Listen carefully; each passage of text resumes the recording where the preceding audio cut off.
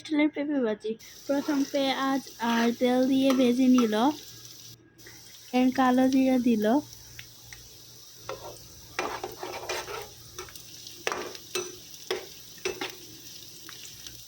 আদা রসুন পেস্ট 1 চামচ দেওয়া হলো, হলুদ এবং লবণ দিয়ে অল্প একটু পানি দিয়ে মশলাটা কষানো হবে।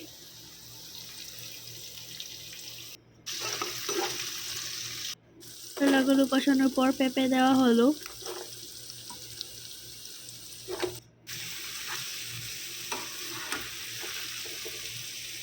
দেন মশলার সাথে পেঁপেগুলো মিক্স করা হচ্ছে। ভালো লাগলে সাবস্ক্রাইব করে পাশে থাকবেন।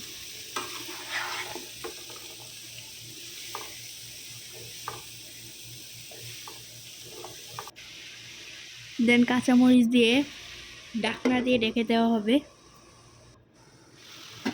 ঢাকনা তুলে আবার নাড়াচাড়া করে দিবে। এইভাবে নাড়াচাড়া করতে থাকতে থাকতে পেঁপে ভাজিগুলো হয়ে যাবে। আপনারা দেখতে থাকুন। পেঁপে ভাজি ভালো করে হয়ে